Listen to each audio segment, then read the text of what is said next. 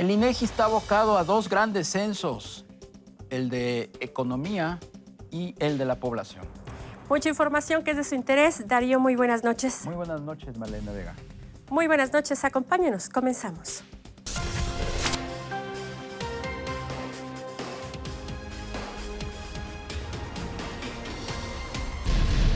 La iniciativa privada, sindicatos, gobernadores y la federación firmaron un acuerdo para evitar conflictos laborales una vez que se aprobó la reforma laboral a la Ley Federal del Trabajo. Con el voto en contra del PAN, el Pleno del Senado aprobó en lo general la reforma educativa. Los legisladores avalaron la reforma con 95 votos a favor, 25 en contra y 2 abstenciones. Los trabajadores gozarán de una pensión mayor el próximo año, ya que el porcentaje que reciben respecto a su último sueldo, lo que se reconoce como tasa de reemplazo, se incrementará, así lo informó la CONSAL.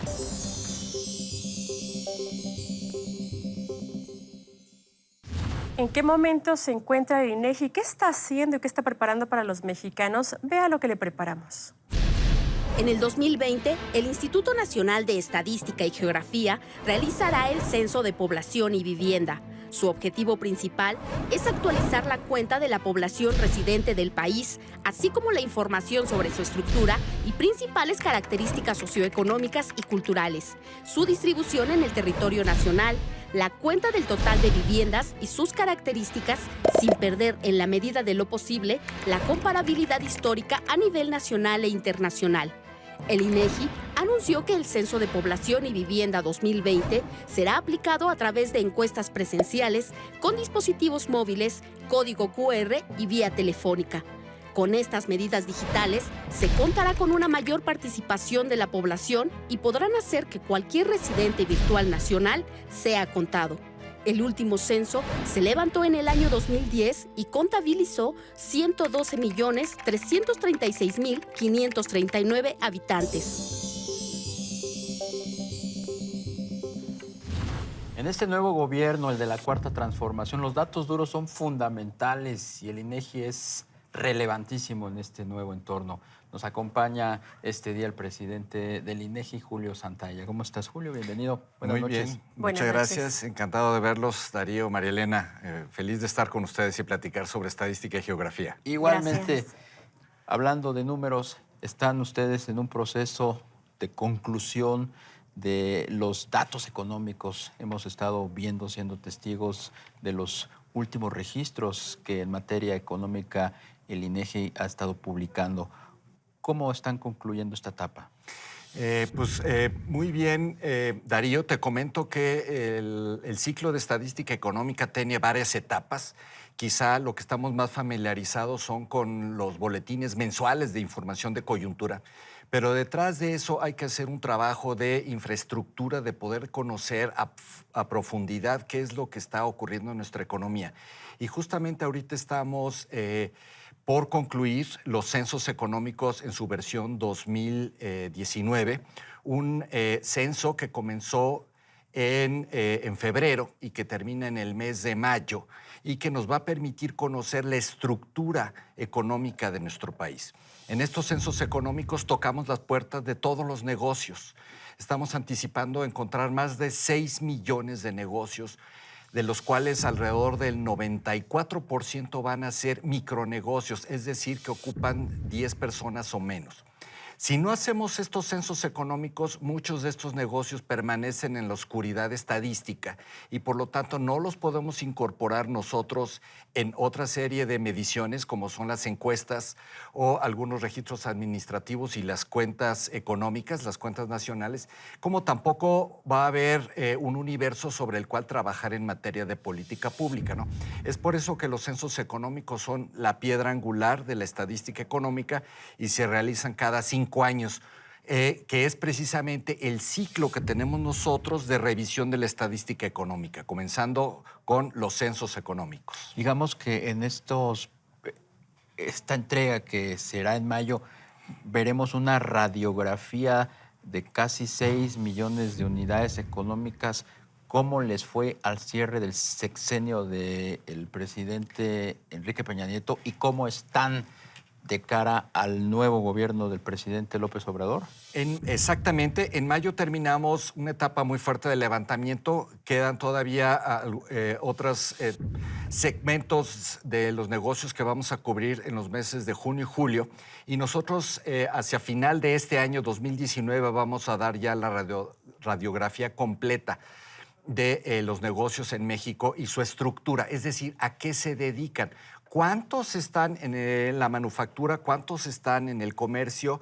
¿Cuántos están en servicios? Y como tú lo comentas, el año de referencia es el 2018, que es el cierre de la administración anterior y el punto de partida de la administración actual.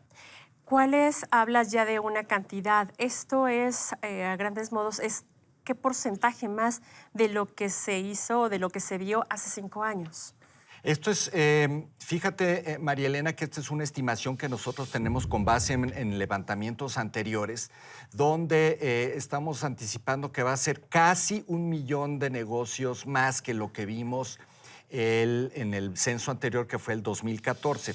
Lo que sí tenemos que reconocer, y por eso esto puede estar sujeto a cálculos diferentes, es que hay una gran rotación en los negocios en México. Pero seguimos siendo un país de pymes, seguimos siendo de microempresarios. Totalmente. Estas pymes, te digo, en números son alrededor del 94-95%, pero solamente aportan alrededor de 1/4 parte del Producto Interno Bruto y ocupan mucho menos de ese 95%, ¿no? Entonces, esta es una dimensionalidad muy importante por la ocupación tan importante que tienen, pero niveles de productividad menores y también, por supuesto, situación de formalidad que es diferente que lo que conocemos en los negocios o establecimientos más grandes. Es muy difícil diagnosticar con lo que tienen levantado hasta este momento cómo están estas casi 6 o un poquito más de 6 millones de unidades o negocios, o sea, cómo estamos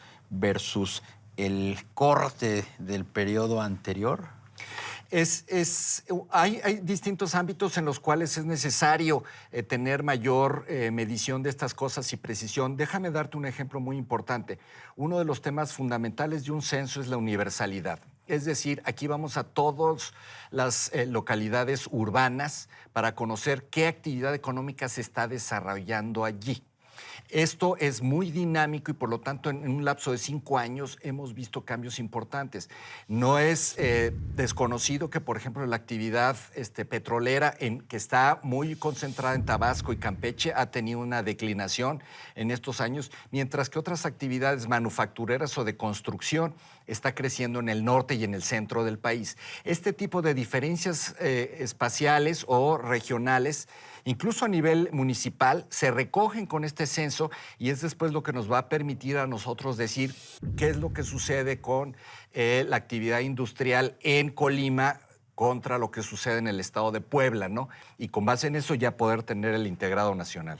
Oye, se hablaba mucho que pudiese haber nuevo cambio en la metodología para la medición de la inflación. ¿Esto se va a hacer, no se va a hacer? Y también que les podían dar mayor presupuesto al INEGI. ¿Qué ha pasado con esto?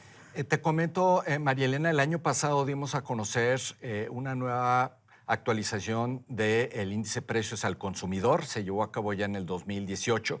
Ya tenemos casi 10 meses publicando los datos con la nueva base y, por lo tanto, de acuerdo con el ciclo de actualización económica, esperaríamos hacer un nuevo cambio en 5 años más o menos, sí, ¿no? Okay. Lo que estamos planeando cambiar este año sería el Índice Nacional de Precios Productor, que eso es el precio con el cual pues todas las actividades productivas salen a sus distintos destinos, ¿no?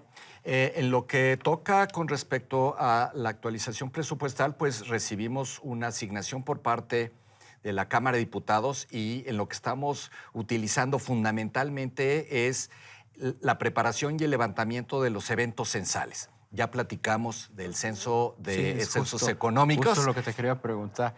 Pasando al tema de la población, viene ya el gran censo de la población. ¿Cómo y cuándo va a ser? Es correcto. El 2020 vamos a tener el Censo de Población y Vivienda. Es un ejercicio que se viene levantando desde el siglo XIX en nuestro país, cada año que termina en cero, y por lo tanto estamos ahorita, pero a todo vapor, en la preparación de ese censo. Ese Censo de Población y Vivienda va a ocurrir en el mes de marzo del 2020. En ese censo vamos a recorrer los 2 millones de kilómetros cuadrados de nuestro país. Vamos a ubicar, estimamos, alrededor de 50 millones de inmuebles, de los cuales 45 millones van a ser viviendas. Y vamos a tocar la puerta en todas ellas y vamos a entrevistar para obtener información básica de las características de la población y de la vivienda. Estamos estimando que va a haber alrededor de 128 millones de residentes habituales en nuestro país. Eso es alrededor de 14% más de lo que tuvimos en el censo 2010. ¿Están preparados con capital humano? ¿Están preparados con, por supuesto, con recursos? Y yo quiero agregar aquí, 10 años después, hay instrumentos tecnológicos nuevos, sofisticados. Qué buenas preguntas hacen ustedes. ¿Cómo va a ser este levantamiento?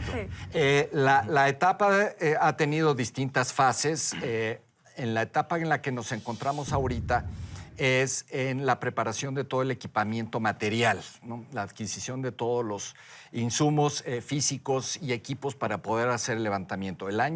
A final de este año 2019, principios de 2010, viene la etapa de contratación del personal. Vamos a estar contratando alrededor de 200,000 personas para poder hacer este levantamiento, haciendo distintas actividades, pero por supuesto la más numerosa es el del sensor que va a estar tocando la puerta, ¿no? Esos van a ser casi 185,000. Y respondiendo a lo que dice Darío, precisamente este va a ser el primer censo en que va a tener como modo inicial de captación un dispositivo de cómputo móvil, ¿no? Lo que se conoce una fableta, que esto nos va a permitir, por un lado, que sea un censo económicamente más barato que el censo 2010 en términos relativos, y por otro lado, mejorar la calidad de la información y ofrecer resultados con mayor oportunidad que en las ediciones anteriores, ¿no? Ahorita estamos precisamente en toda la planificación a detalle de este tipo de situaciones para poder estar listos en marzo del 2020. ¿Cuánta gente va a participar en ese censo? Te comento que estamos anticipando contratar alrededor de 200,000 personas haciendo distintas labores, principalmente de entrevista cara a cara, utilizando este dispositivo de cómputo móvil, ¿no? Muchas gracias, Julio Santaella, presidente del Instituto Nacional de Estadística y Geografía. Muy buenas noches. Buenas noches.